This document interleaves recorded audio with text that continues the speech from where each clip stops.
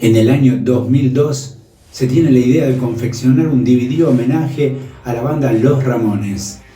Y para esto también citan, entre otros, a un gran cantante, a un gran compositor, a Joe Strummer, el líder de la banda de punk londinense The Clash.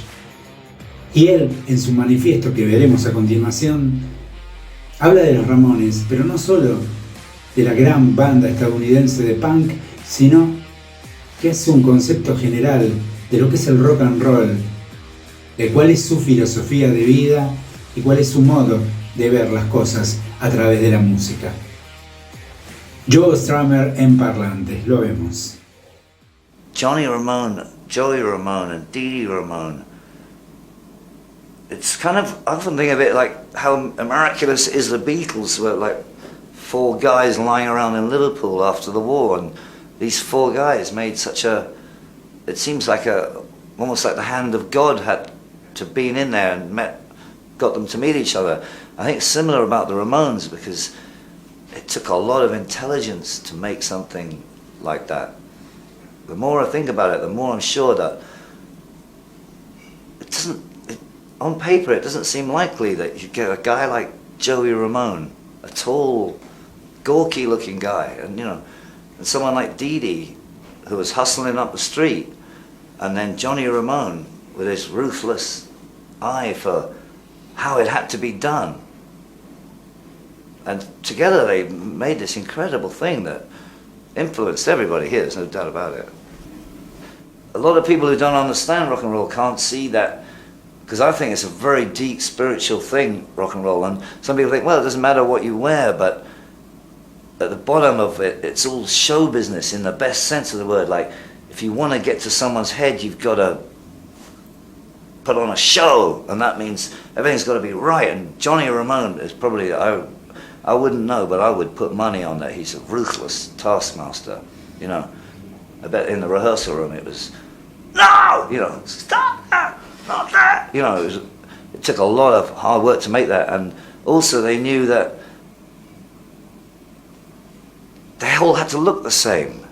I mean, that they knew it was an incredible, but that would finish off the audience. Not only was the music great, but the visuals as well. I mean, they knew that was part of rock and roll, was because we want to see unity on the stage. That takes us out of our individual sort of wandering around in life, bumping up against obstacles, or like not getting anywhere. People like to see something that's 4 guys. That's why groups are so powerful, or people love them so much. I think that people love them more than solo artists, maybe. The more greater people, because there's something fantastic about 4 people being able to weld together in that way and move forward in one direction. Because that's hard enough, with 2 people, never mind 4. And mathematically, it must be increasing the chances of arguments by millions every time you add another person to the unit. And so people like to see that, because it makes us think better of ourselves as a species. I think Ramones gave the youth of the world a lot of self-respect. We learned a lot off the Ramones, how not to muck around on the stage. I mean, they are multiple things I think that we learned from the Ramones, but that's one. When a Ramones number started, it started there. And when it ended there. And they didn't spend hours shambling around, scratching themselves, or, there's a lot of this casual behavior is considered cool now, yeah, but I wonder if it's rooted in cool, or it's rooted in just ineptitude. I think that they're getting away with it.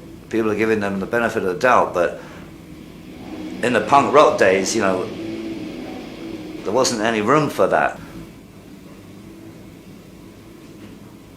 In fact, we can hear the Ramones coming through we're in a burned out basement basically in Camden Town, North London, and 2 floors above us you can hear the influence of the Ramones, and this is 2002, just across the street.